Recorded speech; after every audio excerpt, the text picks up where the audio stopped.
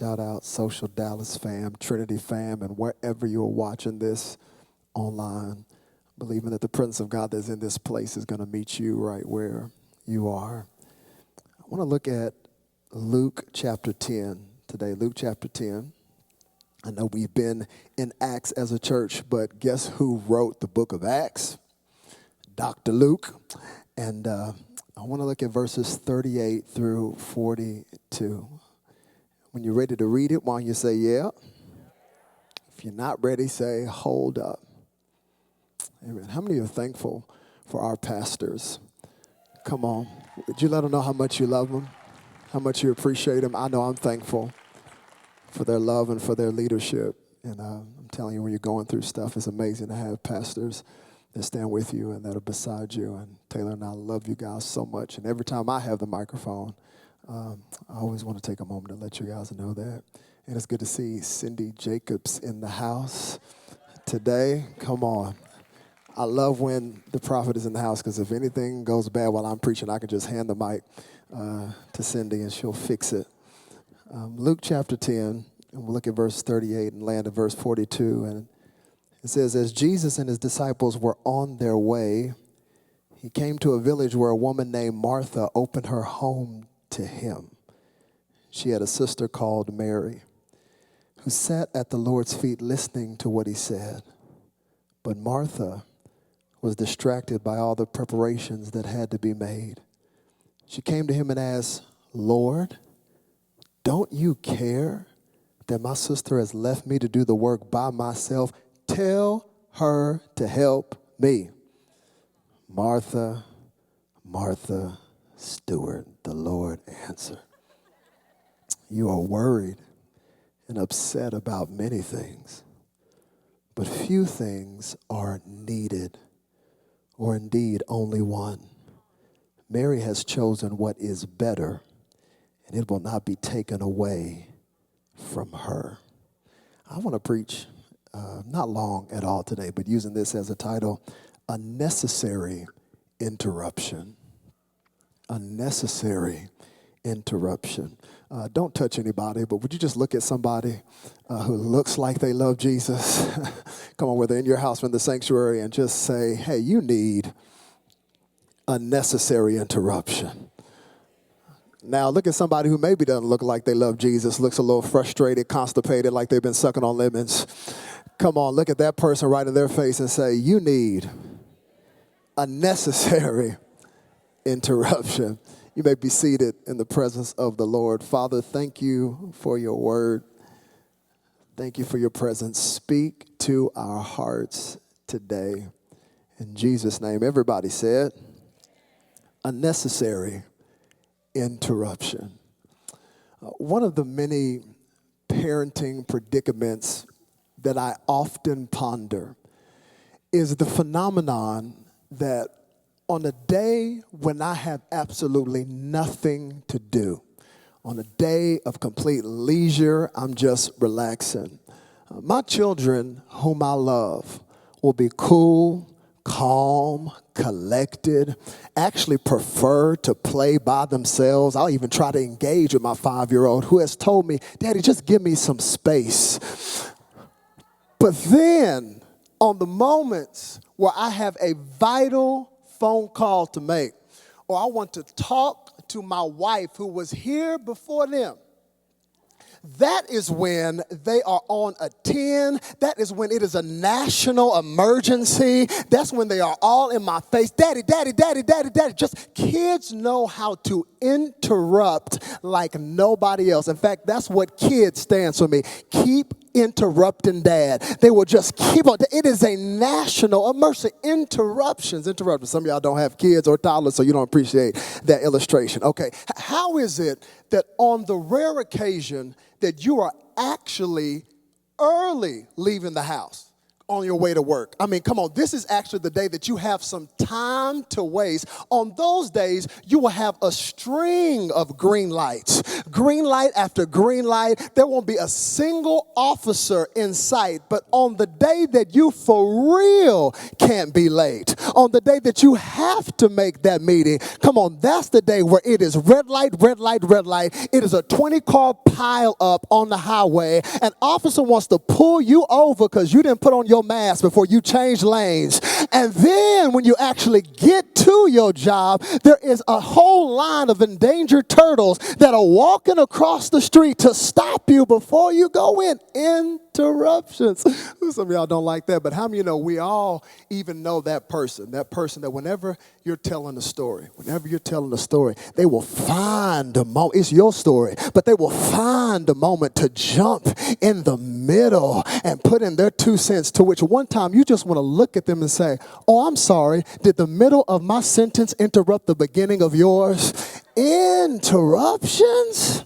Oh, they can be frustrating. Interruptions can be annoying. And let's be honest, nobody in here likes interruptions. Nobody likes when God delays your plans. Nobody in here likes when God puts a detour on your map. We don't like interruptions. Come on, the only difference between a stay-at-home order and you deciding to take a few days off or a few weeks off to spend time at home is really just control. Come on, because if I'm going to stay at home, I want to pick the weeks that I'm going to stay at home. If there's going to be a pandemic, somebody tell me months before so I can properly prepare for where are my planners at? I want to prepare for the pandemic. CDC, ABC, NBC, HIJK, LMNOP. Somebody tell me before, because I don't like interruptions, and yet interruptions are a part of life. And yet interruptions is what God will often use to develop you. God will often use interruptions to push you into your purpose and to push you into your destiny. In fact, the kingdom of God is about interruptions. Oh, you don't believe me? Look at the life of Jesus. Jesus was constantly being interrupted. Look at his ministry. Even though he had planned before the foundation of the earth to come to earth, to go to the cross and die every single day, he was being interrupted. He couldn't go anywhere without being interrupted. In the church, he was interrupted. One time he was preaching and a man was demon possessed and he had to cast out the demon in the middle of the sermon and then go right back to preaching. Another time he was preaching and they brought in a woman caught in adultery, threw her right in front of the church and tried to stone her to death in the middle of the sermon. He had to save her and then go right back to preaching. He was always being interrupted everywhere he went. One day he was in a house and they cut a hole in a roof and dropped a dude in the middle. He couldn't walk down the street without being interrupted, without a dude, blind Bartimaeus, shouting out his name, Lord, Son of David, have mercy on me. Always being interrupted. One time he was on his way to heal a pastor named Jairus, his daughter, and on the way to heal her, he gets interrupted by a woman with an issue of blood. Even his interruptions were interrupted.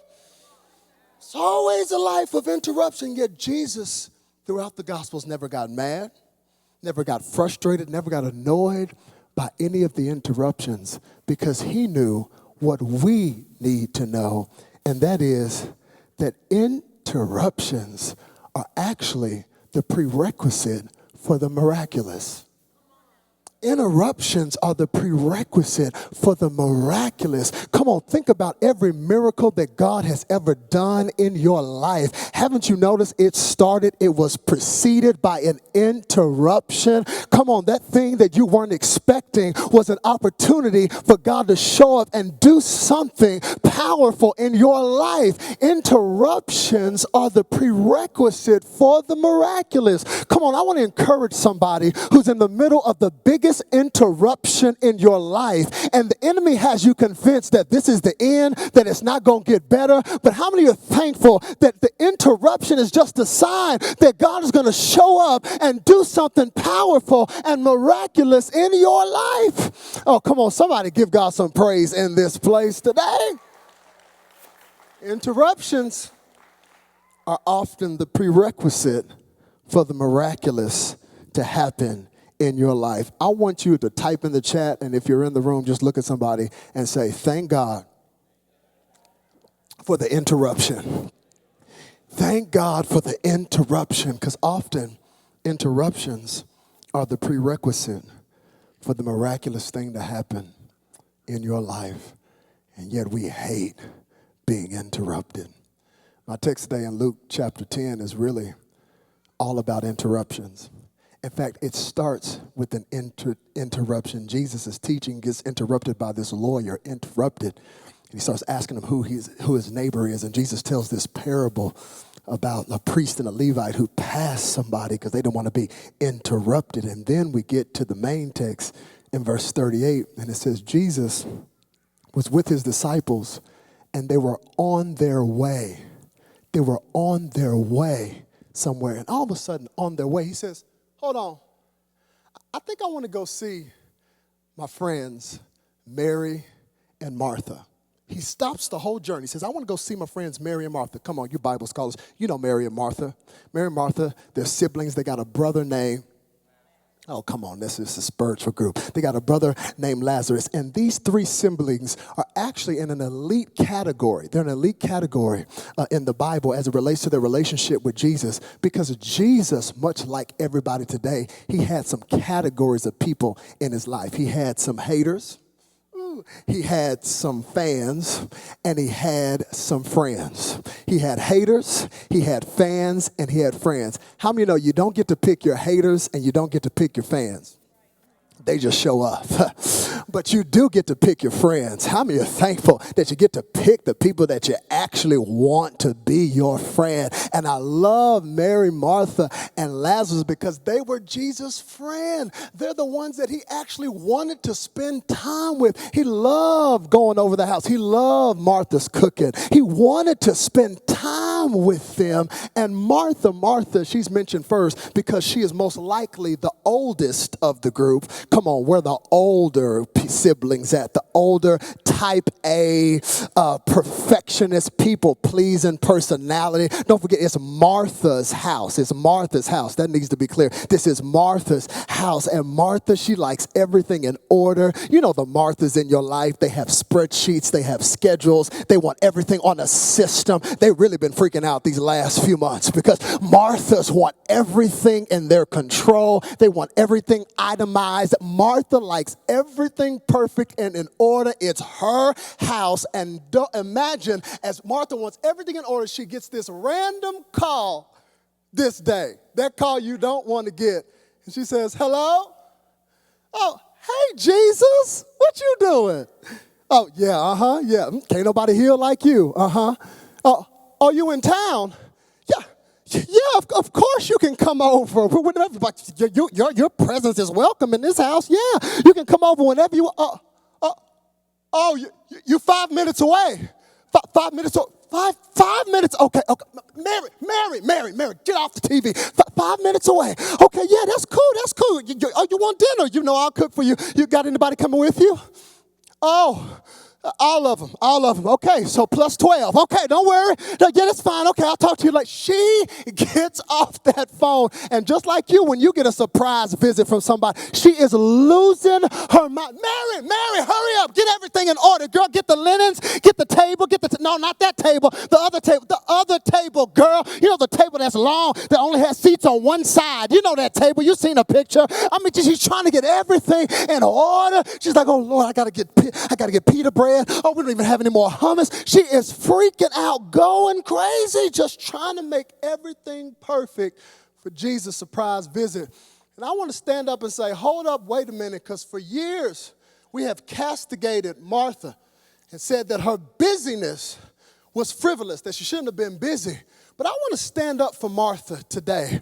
I want to stand up loud and proud for Martha today, because don't think that her busyness was a waste. You understand, in that culture, that how you hosted somebody was huge. How you hosted somebody spoke to how much you honored them, how much you cared about them. So let me ask you something. How you going to host when God is coming to your house? What preparations have to be made when God himself is coming to your house? I think people need to give Martha a break. Martha was just doing the things necessary to make sure his presence would be welcome. Thank God for the Marthas. Come on, everybody can't be a Mary. Don't forget whose house it was. It was Martha's house. So the responsibility rested on Martha's shoulders. Oh, yeah, Martha's paying the mortgage. Shout out to the Marthas. Marys don't understand Marthas. You can't even get a Martha mentality from a Mary. I'm telling you, I never forget my dad when I was growing up, and he would always complain about me leaving the lights on. Leaving the lights on. I was like, what is his obsession with the light? It's just a light. So son, cut that light off when you leave your room. I'm like, it's not even that big a deal. I'm like, why is he tripping over a light until I got my first light bill?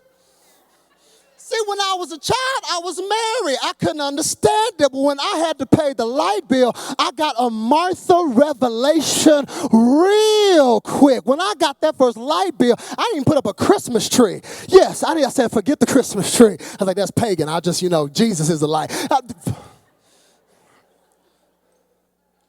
It's easy to complain about Martha when you marry. It's easy. Thank God for the Marthas that run this church. Thank God for the Marthas that show up and serve. You don't want Mary cutting on the lights on Sunday morning. You want Martha because she's going to be faithful. Come on, Mary's going to be in the car talking about, I'm sorry I didn't cut the lights on. I was in the car just worshiping, talking about way maker, miracle worker, promise keeper, light in the... Well, we need lights in the sanctuary, Mary, okay? Martha's going to show up and get the job done. Thank God for the Marthas. And she's trying to get everything done. She's trying to get everything prepared. She's trying to get everything in order.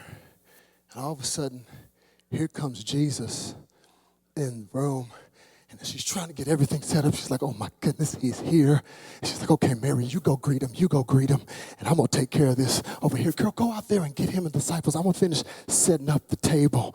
And she's trying to get everything perfect. That's what Marthas do. Marthas are obsessed with performance and perfection. Marys are obsessed with sitting at his feet. Marthas want a full schedule. Marys want a full heart. Marthas are type A, and the Marys are the type B. Marthas are the people who want to make sure all the systems are in place, and the Marys are just the people that just want to receive from his presence. And in this room and watching online, we got some Marys and some Marthas. By the way, if you're wondering, am I a Mary or a Martha? You're thinking about it, you're a Mary. Yeah, you're a Mary. Because Martha knows she's a Martha. Okay, because Marthas already know that's how they work. That's how they operate. They want everything in control. And so when she tells Mary to go greet Jesus and the disciples, and she's trying to get everything in order, and she's trying to set the table. This is 13 placemats. She's trying to make sure that the forks are where everything is, and she's checking the food at the same time, and she's trying to make everything is set. And as she does, she notices that Mary has not come back in the kitchen to help her.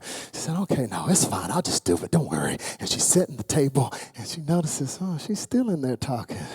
Okay, no, it's fine. Don't worry. Now, I'll do it like I always do. It's fine. She's setting up the table. She's still in there talking. Oh, I'm about to burn the hummus. Okay, she got everything. You can't even burn hummus. Show you how much I cook. And she's trying to get everything together, and she's setting up the table, and she gets to, I think, about placemat number 13, as she's setting it up, and she realizes that Mary still hasn't come in the kitchen to help her, and she loses it. I think she had a fork in her hand when she lost it, and she said, that's it. And she runs into the room and interrupts and says, Jesus, don't you care that she's not helping me? Jesus, don't you, can you see her fork in her hand? Don't you care that she's not helping me? The first words out of Martha's mouth were, don't you care, Jesus? That's what Marthas really want to know. They want to know, God, don't you care about what I'm going through? And the reason Martha wants to know, does he care, is because things are out of her control. And whenever things are out of your control, when you are a Martha type, you will question the care of God because you can't control the situation anymore. Come on, isn't that where we are right now? Isn't it funny that whenever there's a calamity, whenever there's a pandemic, people who don't ever even open up their mouth to talk about God, now all of a sudden there's something that is out of our control, and they start saying, if God is so good, how could something like this happen? Because whenever things are out of our control, it causes us to question the care of God. But don't confuse your lack of control with the lack of God's care. Just because you can't control it doesn't mean that God doesn't care about you. Might just mean you need to let go of that thing and say, God, I'm going to put it in your hands because I can't fix it and I don't know what to do in the situation. Some stuff you can't control. Oh, but the enemy wants you to doubt God's care and concern because you can't control it. Look at how messed up her control is. She says, Lord, don't you care that my sister's not helping me? Then she says, Jesus, tell her to help me. Look at what a control freak Martha is. She goes, Jesus, tell her to help me. Okay, y'all missed it. Martha is in the presence of Jesus. She needs some help. And she goes to Jesus and says, Jesus, tell her to help me. You missed it. Martha is in the presence of Jesus. She needs some help. And so she goes to Jesus and says, Jesus, tell her to help me. One more time, somebody watching online is going to catch it. Martha is in the presence of Jesus. She needs some help. So she says, Jesus, tell her to help me. Girl, don't you know whose presence you're in? If you're in his presence, you don't got to tell him to tell somebody else to help you. Just go to him and say, I need some help. She should have just said, Lord, I need help right now. You just took 2 fish and 5 loaves and multiplied. Snap your fingers and make that table be set. When things are out of your control, not only will you doubt his care, but you'll also miss the moment. You'll miss the moment that's in front of you. She missed the moment. She's so mad. Steam coming off her forehead, holding the fork. And she didn't even see that Mary was at his feet. Mary was at his feet. No other place in the Bible will you ever see a woman afforded the privilege and opportunity to sit at the feet of a rabbi. In no other place in Scripture, to sit at the feet of somebody would mean that you were their disciple, that you could freely receive from them. And look at what Jesus has done. He's showing what grace is. He says that grace breaks every social construct, every societal norm, that if you come to me, it doesn't matter who you are or what you've done, everybody can come and sit at my feet. This is a monumental moment because women in that culture were never allowed to sit under the feet of any rabbi. But look at this Jesus who says, I have a space, I have a place right here for anybody who wants to be my disciple. There is room for you at my feet. Oh, that's good news for us today. That no matter who you are, you can come and sit at the feet of Jesus. Oh, I'm telling you, Martha, you tripping. Put down the fork. You should have just said, Mary, scoot over. Because if you got a place, you're my sister. That means I have a place. And I should sit down and receive from you. Whenever you're in a moment where you want to control the situation, you will miss out and think that your lack of control is a lack of God's care. And you will miss the moment, the opportunity that is before you to sit at his feet. All of a sudden, we've been looking at this passage for years. And I think we've been looking at it, at least I have, It's two different personalities. Martha personalities and Mary personalities. But I think it's actually a matter of priorities. Priority of posture. That as a disciple of Jesus, I have a responsibility to not only be serving, but also to be sitting. But my sitting can never come after my serving.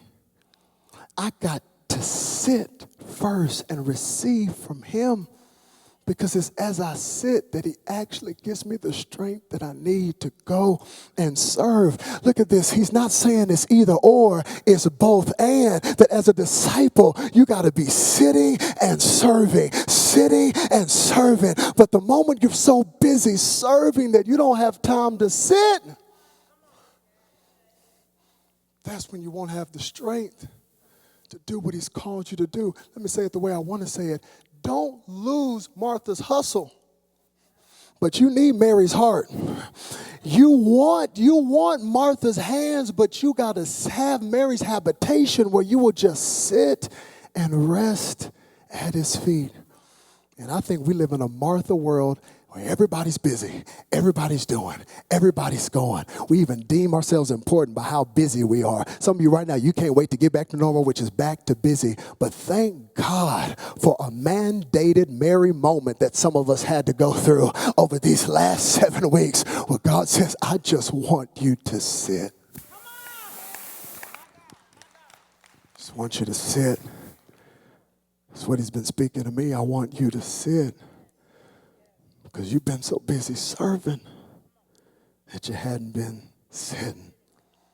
Something about just sitting and letting the busyness go away. Corey Ten Boom said that if the enemy can't get you to sin, then he'll just make you busy. Because busy does the same thing. Busy breaks my connection with people. No wonder she's snapping with a fork. Has that been you over these last few weeks? Snapping at the people that you love. Breaks my connection with him. Busyness robs me of my opportunity to sit. But I got to sit so that I can effectively serve. It's interesting that I wish I had something more deep or more profound for you. This is just what God's been speaking to me. Never said that Martha was demonic. It just says she was distracted. She was just distracted. And isn't it funny that most drivers, most car wrecks that you'll see on the highway aren't from drunk drivers? You would think it would be something like, no, just distracted drivers. Because if the enemy can get you distracted, if he can just distract you from sitting, you'll be so busy serving. Distraction can stop you. I love what John Ortberg says. He says, for many of us, the great danger is not that we will renounce our faith. It is that we will become so distracted and rushed and preoccupied that we will settle for a mediocre version of it. We will just skim our lives instead of actually living them. No wonder Jesus shows up with the necessary interruption to speak to the Marthas who've been so distracted, to say, come on and sit so that you can actually have the strength to go and serve. He says, Mary has chosen the good portion, not the only portion, but the good portion. In other words, it's both and. But I just need you to sit before you serve. This was a necessary interruption for Martha. I'm going to ask Gabe and the team to come. It's been so interesting over these few weeks trying to write sermons at home. I usually have my system. I want to go to a coffee shop, get my cappuccino. I have a seat that I always sit in. If somebody's in my seat, I will walk around and wait for them to get up. And then I'll sit there and I'll type and I'll people watch and I'll type. But man, when you're writing it at home, it's different. Daddy! Screaming. One day I was opened the door and my son had been outside licking and knocking his head up against the door. One day, Remy let out a blood-curdling scream. I thought she fell down the stairs. I come out. I was about to type a good point, too. And I come out, and there she is. Like, what happened? I said, my tag in my shirt. I ishin'. Cut the tag out. It's her thing. I cut out all the tags out of her shirt. It's been hard. Trying to write. Trying to get perfect words and put stuff together. But you know what's been happening to me over this pandemic? And sometimes in the middle of just typing, I'll close the laptop and say, come on, y'all, let's go play. Let's go run in the yard. Come on, bring me the shirt. I'll cut the tag out of the shirt. Because they don't care about what message I'm preparing. They just want to be with me. I just felt like God wanted to share that to some Martha individual in here today who's fighting those Mary moments. Say that all he really wants is for you just to sit so he can give you the strength that you need to do what he's called you to do. Would you bow your heads?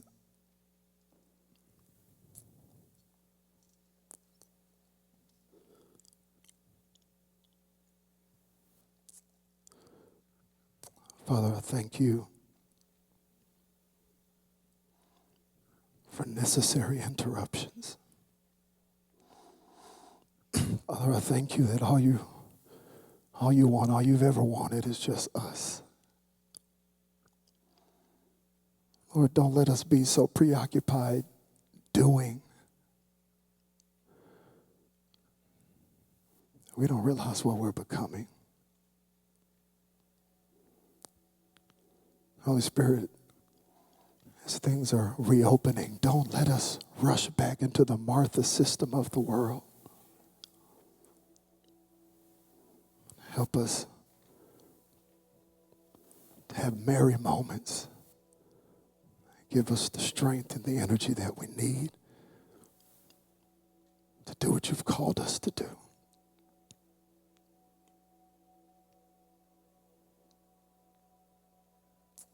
Lord, let us find the comfort and the rest in just sitting,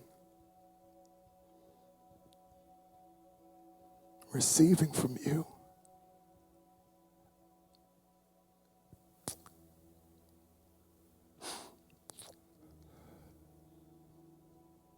Thank you that your presence is enough, God.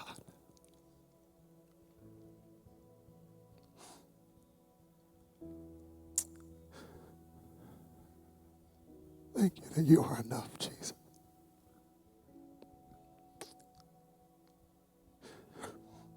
Every single thing that we need. Just want to sit at your feet, Jesus. Receive from you. I'm just going to ask if you're in the sanctuary, if you could stand to your feet.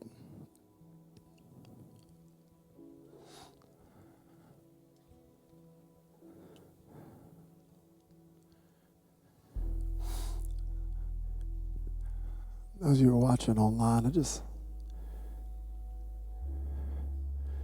know that this message is for you and God's speaking to your heart, that you've been so caught up being the Martha, trying to get everything in order, and God's just calling you to that Mary place, and you say, this is for me. And you know that this season has been a necessary interruption, but you say, I don't want to go back to that old system of just serving and doing. If that's you, you know that's for you. I just want you to respond in whatever way that you can, especially if you're watching online. Just say, that's me, that's me.